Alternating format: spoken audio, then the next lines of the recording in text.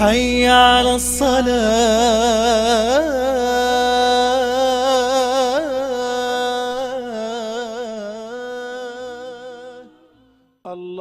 الله أكبر الله أكبر.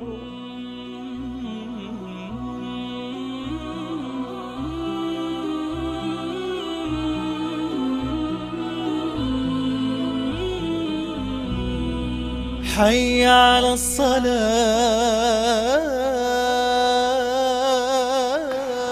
بسم الله الرحمن الرحيم. الحمد لله والصلاة والسلام على رسول الله وعلى آله وصحبه ومن والاه. خۆشەویستان و ئازیزان لە نووری دیدەما لە باسی نوێژە ئەم جارە باسێکی حوزوری شەیتانەکەین لە نوێژە. با بزانین شەیتان ڕەبتی چییە بە نوێژەوە؟ یعنی مامۆستا ئیسان کە چۆن ناو نوێژەوە ئیتر شەیتان وازی لە ناهێنێ. ناوەڵا برام شەیتان هەتاوەکو دەست بەردارە نەبێت لە سەرە مەرگیشە هەتاوەکو ڕۆحەکە نەبینێ بە چای خۆی و دەرەچێ وازە لێ ناهێنێ. لەبەرەوە وانەزانی شەیتان ناچێتە ناو مزگەوتەوە، وانەزانی لە کاتی نوێژەکان ئاوازە لێنێ، وانەزانی ئەو نەبێ ئاگایە لێت، وانەزانی تۆ کارێکی ئەو نە سادە و ساکارێکی شەیتان ئەبوو چاوە سەیرێکە چاوی خۆی و لێ بنوقێنێ. نا چاوپۆشی لە هەر شتێ بکات لە نوێژی ناکا شەیتان. حەزەکەم ئەمە بزانیت. بۆیە پێغەمبەری خوا صلی الله علیه و سلم لە حەدیثێکا فەرمێ: إذا نودي بالصلاة أدبر الشيطان وله ضرات حتى لا يسمع التأذين. پێغەمبەری خوا صلی الله علیه و سلم فەرمێ شەیتان کە جووی لێ بانگ بوو چییە کات؟ پشت هەڵەکات و دەنگێ لە پشتیەوە دەرەکات حتا جووی لە بانگ نەبێ. فإذا قضي النداء کە دەنگەکە تاو أقبل حتى إذا ثوب بالصلاة أدبر. جاکە قامەتێک لە جارێکی تر ئەنجا پشت هەڵەکاتەوە. حتى إذا قضي التثويب أقبل کە قامەت تەوا بێ دیسانەوە یەتەوە. چونکە لەو کەلیمەی الله ئەکبەر و لەو مۆزوعانە زۆر تێکەچێ لەبەرەوە پشت هەڵەکات. کاتە پێشەوە أقبل حتى يخطر بين المرء ونفسه إنا لله وإنا إليه راجعون. يتشوى يتبن كلشي إنسانك، يعني نات بيني أو براكيا وانا لما خرابتر يتا بيني خوي نفسك يوا، يعني لا شرحك ليك جاك. سبحان الله سيد مانعك. يعني الشيطان مصلحتي لوانيك سترە کەمان عەزلکە نا بەبەردەمانە تێپەڕێ نا لەگە براکانمانە دوورمان خاتەوە نا ئەم جارە ئەو نزیکە بێتەوە یەتە بینی خۆت و نەفسی خۆتەوە. یعنی لاشەت لە شوێنێکە و ڕۆحت لە شوێنێکە، خۆت لە شوێنێکی و خەیاڵت لە شوێنێکی ترە. ئەمە هەمووی شەیتانە. زۆر جار لە خۆمان پرسیوە سبحان الله مامۆستا فەرمێ هێندە پڕ فیتنە بوو دنیا کە ئیبلیسێکی وەک ئیبلیس نەماوە مەئمەنی غەیری کڵێشە و کەڵکەڵەی مەخلوق. سبحان الله. ئەوەی ئەمڕۆ بە دەوری عەرشیایە هەلهەلەی مەخلوق، سبەی بە دەوری نەعشیە دەبینی وەلوەلەی مەخلوق. بە پەلپەلکردنی سبحەی ئەگەر ببوایە باوەڕیان دەبوو قەت بەم شێوازە نەبوایە بۆ دنیا پەلەی مەخلوق بە ئاوی تێگەیشتین دنیا کەچی هەر سەرابێ بوو هەموو دەشین بە خنکان و لە وشکیشە مەلەی مەخلوق. جا فەرمێ هێندە پڕفیت نەبوو دنیا کە ئیبلیسێکی وەک ئیبلیس نەماوە مەئمەنی غەیری کڵێشە و کەڵکەڵەی مەخلوق. مامۆستا محەویە فەرمێ شەیتان ئەوە دنیا پڕفیتنە و ناڕەحەتی بووە نازانێ لە چوا خۆی بشارێتەوە هاتووەتە ژێر کڵێشە و کەڵکەڵەی مەخلوقەوە. کوردی شەڵێ شەیتان چۆتە ژێر کڵێشەی چۆتە بنڕیشی کاکە لە کەلی شەیتان وەرە خوارەوە. سبحان الله هەمووشمان نەزانین بەس بە جۆشێکی. ئێستا شەیتان ئەو نزیکە لە تۆ باوکی من یەتە بینی خۆت و نەفسەکەتەوە نەیاڵێت پێتەڵە چی؟ اذكر كذا بیل لە قیامەت کەرەوە، بیل لە عەزەمەتی خوا بکەرەوە، بیل لەوە بکەرەوە. نا وڵێ ئەرێ خۆ تۆ ئەمجار نەزانی هین بە چەندە دۆلار ئەمڕۆ بە چەند بوو، نەبزانیم عاش یا نایە. ئەگا لە دنیا هەر نەماوە ئەی تۆ سەیری کە بزانە هەواڵی خێزانەکەشە پرسی بە نەخۆشی بەجێگەشت خاتۆ بڵێ کێوە خەمی خێزانی منە بووە 1001 خطۆرەوە بۆ ئەخڵقێنێ بەس بۆ ئەوەی کە لە نوێژەکە دوورخاتەوە لما لم يكن يذكر شتی واو بیرە خاتەوە سبحان الله عەڵێ لە قوتوی هیچ عەتارێکانیە قەت بە بیری شتان نەهاتۆ بیر لەم شتانەکەیتەوە 20 ساڵە بیری لە شتێنە کردوێتەوە لە خەیاڵ تا وەختێکە زانی خەیاڵی مناڵی و گەورەی و کابرا 100 ساڵە مردووە بیری تۆ یەخاتەوە حتى يظل الرجل لا يدري كم صلى أو أن يدري كم صلى حتى يظل الرجل أن يدري كم صلى حتى إنسانك وايل دي نازانێت چەندی نوێژ کردووە سبحان الله بەڵێ خۆشەویستەکانم ئەمە شەیتانە بۆیە وەختێکە زانی ئێمە الله ئەکبەرە کەینی و لە سەلامەکە بیرمانەکرێت و کورە با بە خۆی من نوێژمان کرد بەڵام خەیاڵ و ئەو نا خطوراتی بەدڵ تا هێناوە بەس ئاگامان لە نوێژەکەمان نەبووە دواییش کە نوێژ تەواوە بێ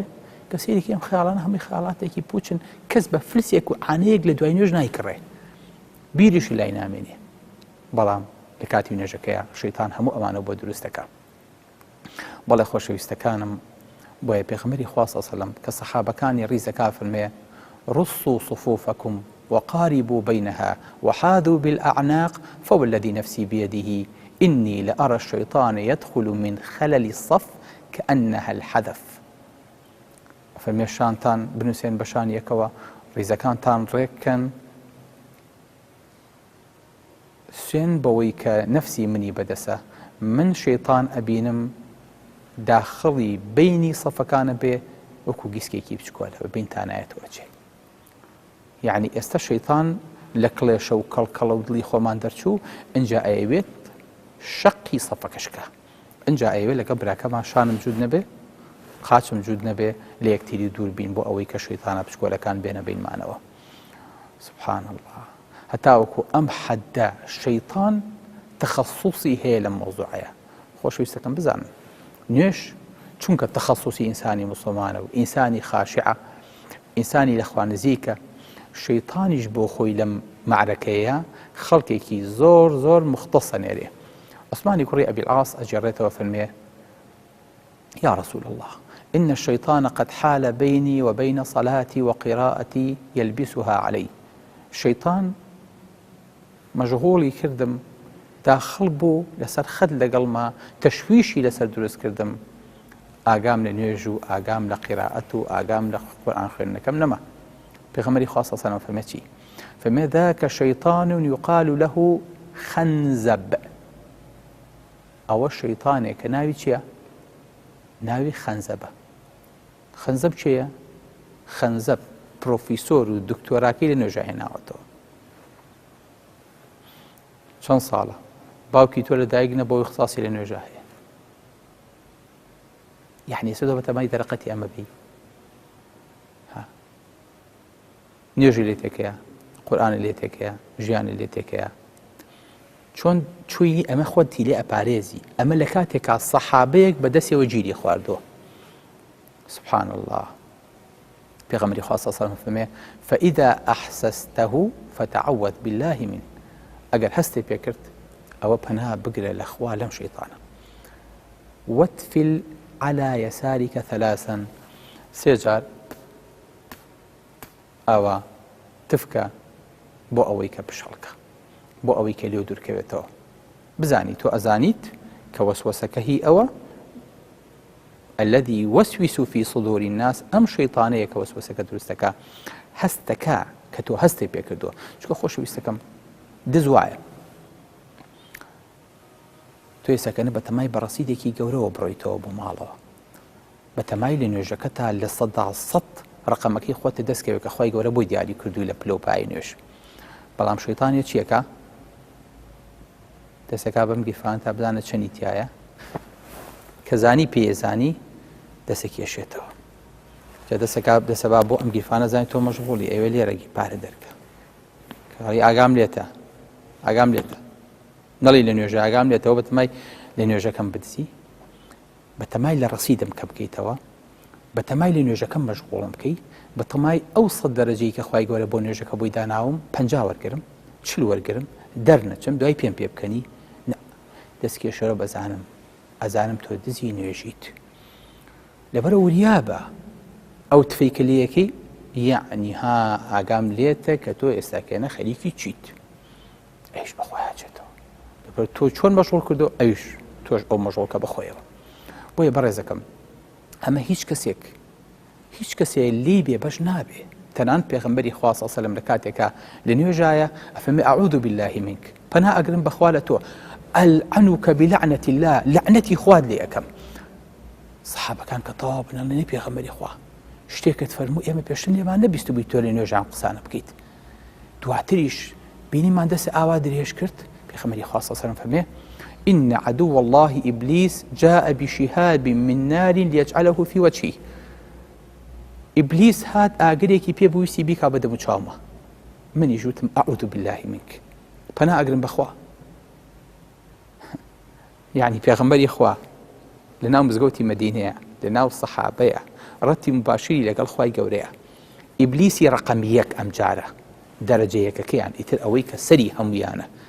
ئەم خۆی بۆ پێغەمبەری خوا تەرخانەکە چکۆ ئەزانە کەسی تر دەرەقەتی پێغەمبەری خوا نایە ئاگرێکی پێ و چکە خۆی لە ئاگر دروست بووە ئێستا بیکا بە دەمچوای پێغەمبەری خوا لە ناو نوێژە پێغەمبەری خوش پەنایەکی نییە غێری پەنای خوا نەبێ فەرمێ ئەعوذ بالله منک پەنا ئەگرم بەخوا لە تۆ سەحابەکان هەستی پێکەن سەحابەکانی بینن کەواتە ئەگەر ئەمە پێغەمبەری خوا بێ صلی الله علیه و سلم ئەبێ وەزعی من و تۆ چی بێ بەدەست شەیتانەوە بەڵێ خۆشەویستەکەم لە هیچ کاتێکی ترا نییە کە شەیتان ئەوەنە لەسەر خەت بێ لەگەڵ ئینسانە بۆیە شەیتان لە کاتی نوێژ دیقەت بن ئەگەر هیچ لەمانی پێ نەکرا چیەکە إن أحدكم إذا كان في الصلاة جاءه الشيطان فأبس به كما يبس الرجل بدابته ئەگەر یەکێکتان لە نوێژا بوون شەیتانی یەبۆی وا لە ئینسانەکەکە چۆن ئینسانێک لە دواوە حیوانەکەی لێ ئەخوڕێ ئاوا لێت ئاواتان لێکا لە دواوە یعنی عیب نەبێت چیمان لێکە سبحان الله پێغەمبەری خوا صلی الله علیه و سلم فەرمێ هەتا ئینسانەکە وای لێ دێ شەیتانەکە لەگەڵ یاکە هادی ئەبێتەوە ئەضڕەتە بەینە ئیلیەتەی لیەفتینەهو هەوایەک دەرەکات لە بینی سمتی ئینسانەکەیە بۆ ئەوەی کە مەشغوڵیکە بۆیە پێغەمبەری خوا صلی الله علیه و سلم فەرمێ کەستان با نەڕوا یان بای جۆی لە دەنگێ بێ یان بۆنێ ببیستێ ئینجا هەستکان نوێژەکەی بەتاڵ بۆتەوە یعنی هیچی پێ ناکرێ جا لە باوەتە دەستنوێژە نییە ئەها عیب نەبێ هاش هەر چۆنێ خۆ گیر کردو واو کردو ئاخرێکەی دەستنوێژە نییە اینجا مەشغوڵ تەکا هەتا ئەخیر نازای نوێژەکە چۆن کردو لەبەرەوە خۆ زۆر گیر مەکەرەوە ئەو بزانە شەیتانە چکە لە کاتی ترا ئەو حرەکەیە بۆ نایە سبحان الله بۆ لە کاتی نێژە بیزات هەز بە جوڵەیەکەکەی لەو شوێنەیە ئەمە دەبی شەیتانە بۆیە بەڕێزەکانم پێغەمبەری خوا صلی الله علیه و سلم ئەوەنە تەکیدی کردوێتەوە فەرمێ لا تدعوا فرجة للشيطان أو لا تذروا فرجات للشيطان ڕێگە بە شەیتان مێن داخلی نوێژەکانتان بێ و تێکەڵتان بێ و نوێژەکانتان لێ تێک بە بۆیە فرمي أجر هركة سيكتان إذا صلى أحدكم إلى شيء يستره من الناس فأراد أحد أن يجتاز بين يديه فليدفع بۆی پێغەمبەری خوا فێری سەحابەکانی کردووە هەر کاتێک ئینسان سترەیەکی دانا و کەسێک ویسی بە بەردەمیا بڕوا منعیکە جارێکیان ئەبوی سەعیدی خودری نوێژەکات کوڕێکی مەڕوان بە بەردەمیا تێپەڕێ ئەمیش ڕێی لێ ئەگرێ هەرەوێ تێپەڕێ لێدا ئەویش دیارە ئەگری مەڕوانی بۆ لای ئەبی سەعیدی خودری کە سەحابەیەکی پێغەمبەری خوا صلی الله علیه و سلم ئەفەرمێ ئەو بران بۆ لە برازەکەی خۆتدا ئەویش ئەفەرمێ ئینەما ضەرەبت الشەیطان بەخوا من لە شەیطانم چۆن لە شەیطانیە فەرمێ لە پێغەمبەری خوا صلی الله علیه و سلم فەرمێ فأراد إنسان أن يمر بين يديه فيدرأه ما استطاع با منعیکە هەرچە نێتوانی فإن أبى فليقاتله فإنه شيطان أجر حرويستي تبرئ با نهيلة چونك أو شيطان بشري لقلك چكو شيطان يبي تبرئ سبحان هل خيال بري شتي ببردم تانا تبرئ خيالك بري يعني بمجرازية شيطان ويبرئ إذا كان شيطان لكاتي نجعل لهمو كاتي زياتر لسر خطر لقلمانا كمفروزة لكاتي نجعل لهمو كاتي لما عنده تربية بويا